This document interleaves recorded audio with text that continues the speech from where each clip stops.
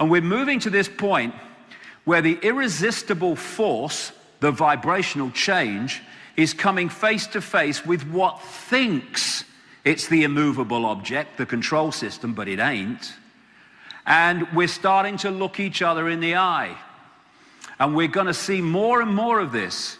The control system's going to come under more and more challenge and more pressure and more questioning as we move through this period. As the new energy, the new information epoch becomes more and more impacting upon human society, human perception, and the world in which we live.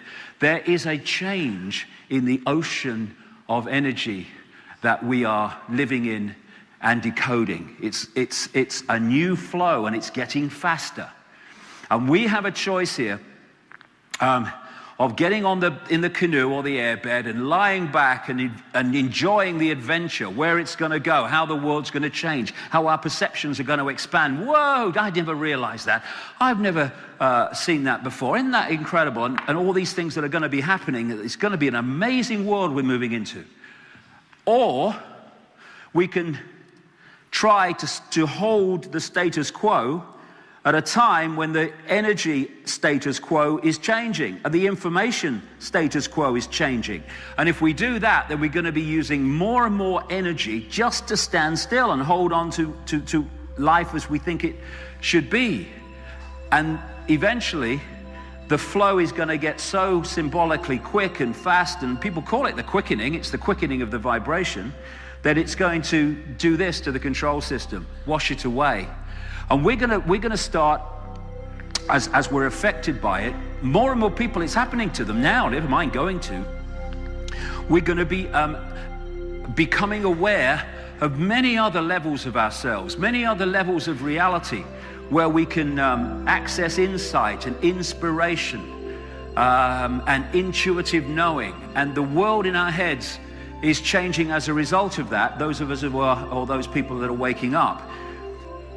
The control system, the Illuminati, loves to use this phrase for their new order, a new dawn. Well, there is a new dawn, but it's not what they think it is. It's a new dawn of human awareness, a new dawn of human consciousness. We have gone through this process where we once were, connected to a wider awareness. We've seen this control system move in, and now we're going to see the reverse. As we awaken and return to the true nature of the human being, as we move further into what we call the future. A human being that today's human being would not even begin to recognize. That's not possible to do that. That's impossible. It's matter of fact when you expand your consciousness from the 5 sense body mind level. And this control system is being dismantled vibrationally through information. It is going. And we're now in this wonderful period where humanity is standing up more and more and stretching itself and breaking the chains that have held us in servitude all this time. It's a wonderful, wonderful time to be alive and to experience this change that's coming, and the challenges that are coming in the shorter term, big time, as the control system is like a cornered rat, and it's going to throw everything at us to try to hold on to its power. As Einstein said, you cannot solve problems with the same level of consciousness that created them. And through this epoch of suppression that we've been through and control, we've had a level of consciousness that has created problems, and then some other people have come in with the same level of consciousness, called another political party or another religion or whatever. Same level of consciousness, different name, and they've not solved the problems. They've made them bloody worse. Why? Because it's the same level of consciousness. And we're now at the point where a new level of consciousness is emerging, a new awareness. So instead of saying it's impossible, they're impossible problems to solve. No, they're not. Most of them are manufactured problems, and the rest are caused by ignorance of reality and self. As we move into this expanded state of awareness, what we call impossible problems to overcome will be gone. And it's not that we have to find enlightenment. We're already enlightened. We're already all that is, has been, and ever can be. What we've done is allow barriers of belief system and preconceived ideas to keep us vibrationally from connecting with that infinity that we already are. And that means breaking the spell. Breaking the spell on the human psyche, because that's what it is, a spell that's been cast upon the human psyche to keep us in an hypnotic trance so we forget the true genius, magnificence of who we are. And these are the people, most of them unknowingly, who have cast the spell as middlemen and women for that which is truly casting the spell in the background, the programming of our perception. So the first step of freedom is to disconnect ourselves from the perception manipulation that we've been undergone, to disconnect ourselves from this matrix of control, and fundamentally to disconnect ourselves from the massive influence that the reptilian brain has on human behavior, perception, and reality. What is the basis of the reptilian brain? It's survival. It's based on fear. We need to be, when we're in states of fear, we go into a survival response reptilian brain. It gives us insecurity, because the reptilian brain's always insecure, because it's always looking around, what's the next danger? So when we go into the reptilian brain level of perception or reality reading, then we go into states of insecurity, because that's what the reptilian brain is, and anxiety too, this anxiety that people have. And you can feel anxiety and not have any idea, why am I feeling anxiety? My life's going fine, but why do I feel anxious? Because this is talking to us all the time. And the reptilian brain is always anxious again, it's always looking, there's always a problem to find, always a danger to find. That's its whole mechanism, its whole system. And therefore, when we go into the reptilian brain state of reality, we are going into big time into the control system's collective mind that is there to turn their mind into our mind. And so, overriding the reptilian brain. The reptilian brain does not think. It does not work things out, it reacts. That's what it does. So when we fall into behavior responses where we're reacting to situations, not deep breath, think it through, let's have a look at this calmly, that disconnects us from the reptilian brain and its impact, and its impact on our behavior and response. So one of the, we have this phrase, when you get angry, count to 10. Well, let's try 20, that might be better. But you keep getting caught, because that's our natural response mechanism. But the more you work this through, I know from experience, you take a deep breath when you're faced with a situation where you'd normally go bang, reaction, survival. You can't say that about me. Oh my God, what's going on? Oh my God, global warming. Oh my God, what about the economy? And oh my God. You go, okay, I'm looking at this calmly. I'm gonna think this through, and then I'm gonna make a calm decision on how I respond to this. Now, other parts of the brain and the mind are impacting upon our behavior. We're no longer controlled from this thing, which I mean, this is panic. This is the genetic version of panic, the reptilian brain. So the more we could calmly think things through, not react, not reacting with emotional immediate responses, we're disconnecting from that impact on our behavior of that reptilian brain, which is the microchip through which the collective mind of the control system speaks to us and creates this monopoly, as Neil Haig calls it, which is this society that goes round and round and round and round as we react and respond in incredibly predictable ways. It's amazing, how you can go anywhere in the world under so many different cultures and backgrounds, and yet you have a situation, it might be in a bar, in the street, or wherever, and the number of times you see people react in exactly the same way. And if you type data into a computer and then press enter, you know how it's going to react because you've programmed it to react like that. And every computer is going to react the same because the same data is going in. And enter is the reaction. And because we've fallen so much into the body-computer level of perception, we do the same. A situation emerges in this country or that country, and bingo, the reaction is the same. Why? Because consciousness is not involved. It's data in, situation, computer reacts, press enter, and that's why human responses are so predictable. When you open to consciousness, you become unpredictable because you're entering the realm of all possibility. And all possibility is not predictable. It sees things in different ways, and it expresses uniqueness and celebrates uniqueness. And it moves out of the computer level of reaction and response.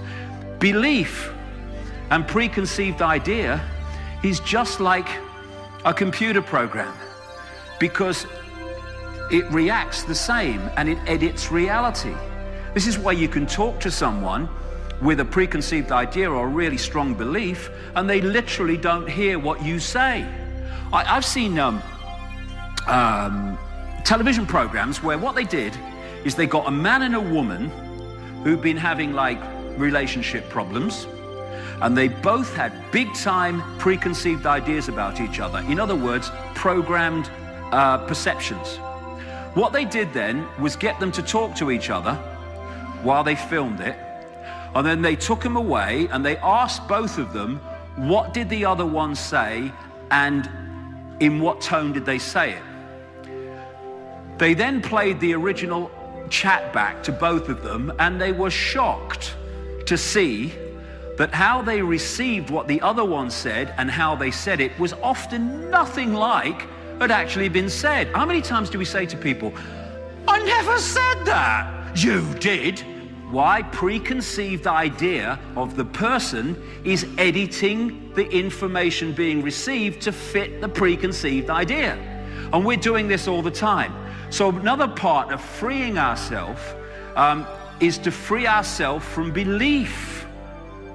Not free-flowing, okay, I'm looking at this is what I feel at the time, but I'm open that it's something else in the light of new information. Instead of belief, rigid belief, I'm going to edit my reality to fit the belief. Where they want us to believe. Because when we believe, we are in a box. They want believers. They don't care if you believe fanatically in Islam or Judaism or Christianity or Barack bloody Obama. As long as you believe rigidly in something, then you have immediately reduced your ability to expand consciousness and read reality in an expanded way. Religion is mind. That's what it is. You see, once you have, I have this saying that I have, if you can tell me what you believe, you are in a prison. Because beliefs, when you give them names, take on identities. So, what are you? I'm a Christian. Okay, that means you must believe this or you're not a Christian. I'm a Muslim. That means you must believe this or you're not a Muslim. So once you say, here's the name of what I believe, the wall starts appearing, the rules and regulations appear, and people say, you can't say that, or you're not a Christian, you're not a Muslim. And again, the box is formed. Everything just is. We all just are. This is infinite possibility we're experiencing. And once you start to go into these systems of belief, then we're disconnecting from that and we become fragments of mind. These are people in a hypnotist stage show who have been hypnotized, even though they're not, to believe that they are evangelical Christians. Right? It's a mind game. You can make people do this. And they will read reality like that. and therefore not be all possibility. Worship. I am all that is, has been, and ever can be. And I'm worshiping? And I'm looking up to something as if it's bigger and better than me? We are all the same one consciousness. And that one consciousness needs to look itself in the eye, not up there. We can respect people, fine.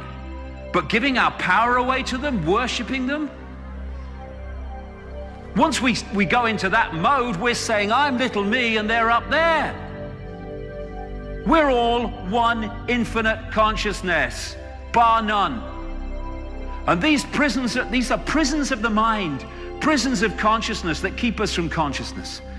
We call them religion, politics, race, the biggest one, self-identity, that hold us in servitude to little me, to limitation. I identify with my race. Why? It's a vehicle for your consciousness to experience this reality. What are you identifying with being black, white, or sky blue, pink for? It's just a vehicle. And it's all limitation. And when we see life through the tunnel vision of preconceived idea and rigid belief, we're never going to A, express our true magnificence, and B, we're never going to understand what the hell we're part of and what we're doing here. Because scientific experiments have shown that when you have a rigid belief system, whatever it is, the neurons in the brain fire off in a certain pattern. And in doing so, they are reading reality to fit the belief. And therefore, if we think in any belief system or perception system in the terms of limitation and little me, then what we create is the prison walls that put us in positions where we live lives of little me. Not because we are, because we believe we are. What can I do? I'm just little me. Well, that's it then. What are you going to do with your life? Nothing. Why? Because you don't believe that that's possible. I am infinite consciousness, all that has been, ever will be. Now I can start to come from that level instead of little me, and I can do things that a little me mentality would never do. Not because I'm better than little me, but because I don't believe I'm little me. And this one does.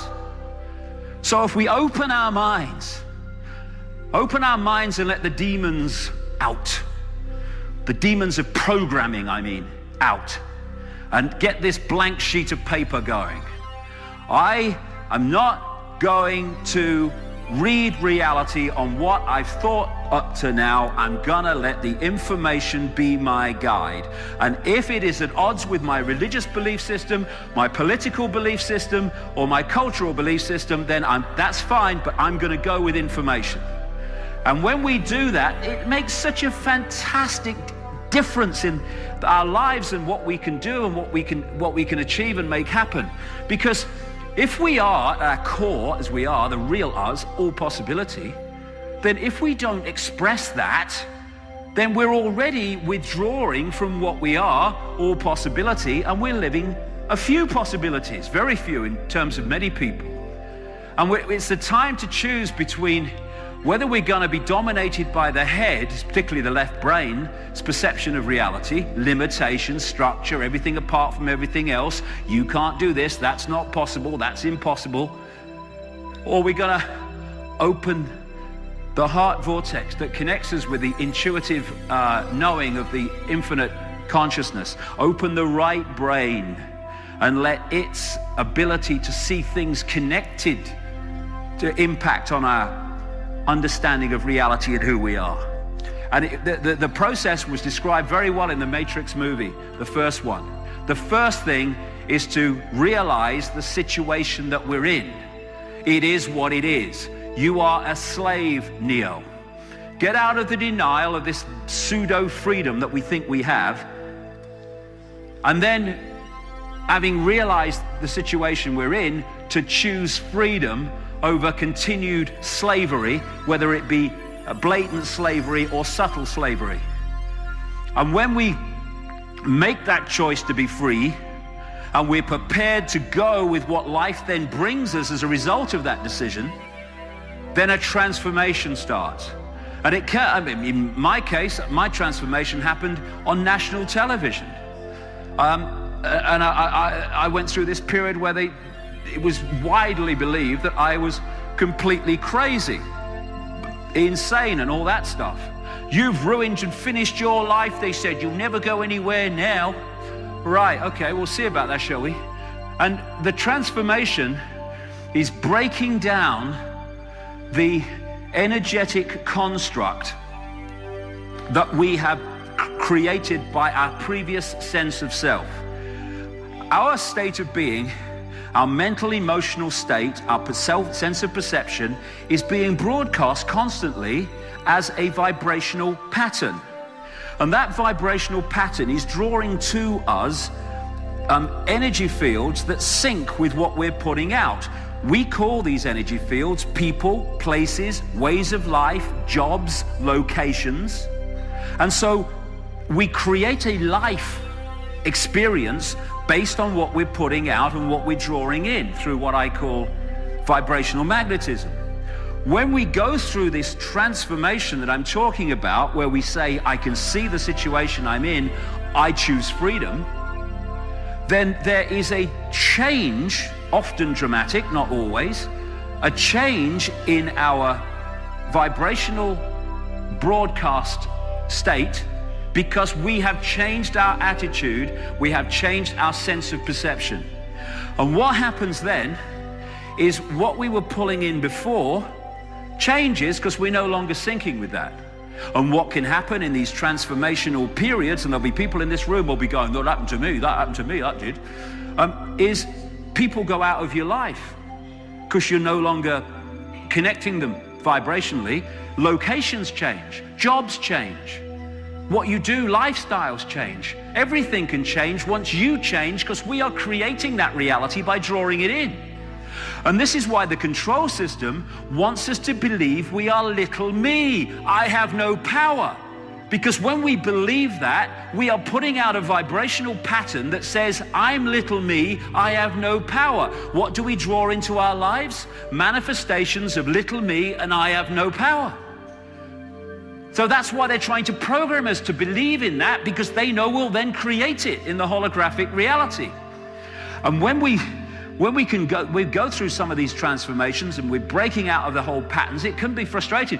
There was a time in the early 90s where I was so frustrated, so almost crushed by what was happening to me, that I didn't want to upset anybody. So I found this hill in a place called Wiltshire in England, not far from Stonehenge.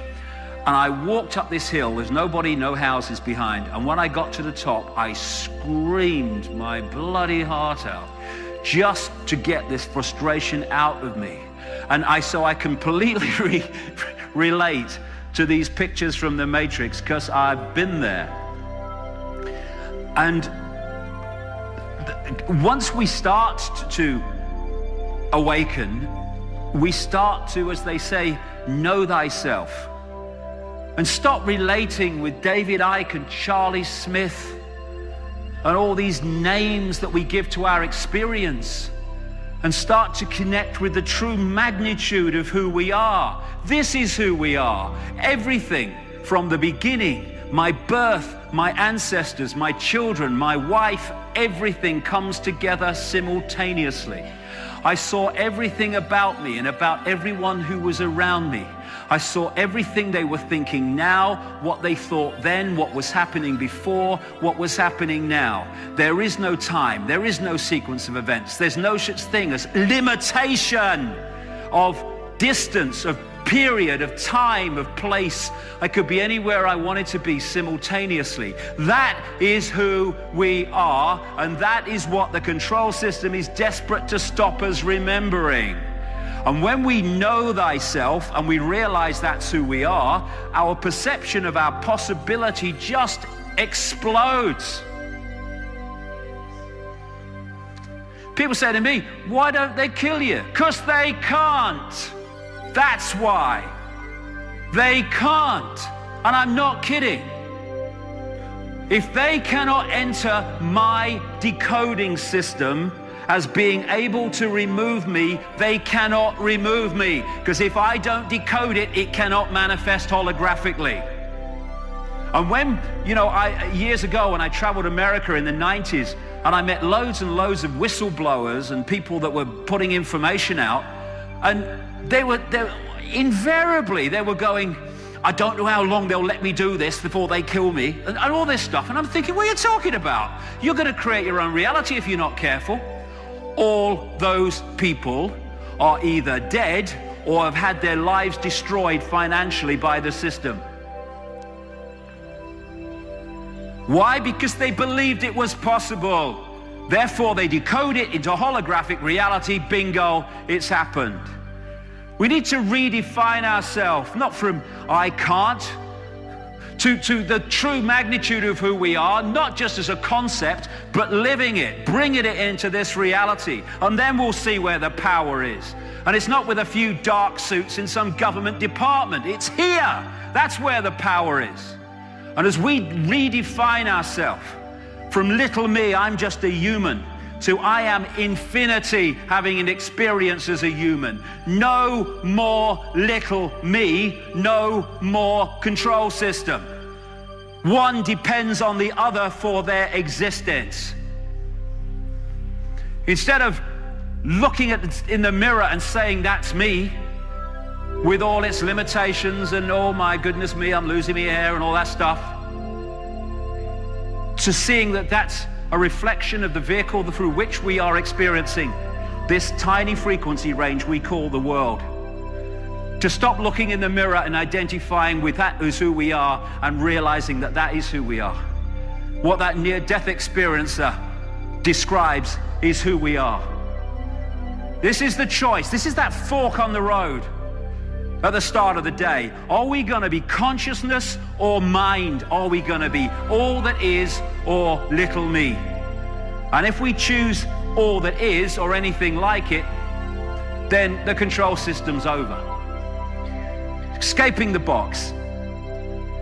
First of all, stop lying to ourselves. That's how we escape the box, one of them. There's this thing that they call cognitive dissonance. And what that means is that you have a belief system and you come across an experience or information that puts a challenge on that belief system. And you go into an uneasy emotional state because there is a difference between your belief system and the information or experiences you've had. And they call this uneasy state in psychology cognitive dissonance. This is a good thing if this makes us go, hold on a second, in the light of this new information or this experience, I've got to look again at my belief system. That's fine, that's brilliant, that moves us on. What so many people do, not least the skeptics as they call them in science and stuff and religious fanatics, is when they come across this situation with cognitive dissonance, they have to find a way of explaining away that so this does not move. And because of that, they don't move on. They find a way of explaining why that can be true and this can be true. And they're lying to ourselves. So with our belief systems and the way we see the world, if we can be honest with ourselves and say, okay, I believe this up to this point, but in the light of new information, I'm going to move my perception. That's when we start to move on and expand. And without being honest with ourselves and without hiding from the truth while claiming to try to find it and going into denial, change the subject, don't want to talk about it. You know, it's funny, and people in this room will relate to this. When you talk to someone who has a rigid belief system, maybe it's in your own family or whatever, and when you start to give them information that's putting their belief system under challenge, they get angry, some of them. They get wound up. Shut up! Shut up, don't want to hear it. Don't want to hear that nonsense. What they mean is, if I listen, this belief system's going to be in danger, so shut up because I don't want my belief system to change. This is what I mean by being honest with ourselves, to be open to all possibility instead of defending preconceived ideas that we've had in our life up to this point. It is what it is. And if we find new information and we think, well, I've been a Christian all my life and now I can see that there's more to know than that, or I've been a Muslim all my life, and then that's brilliant.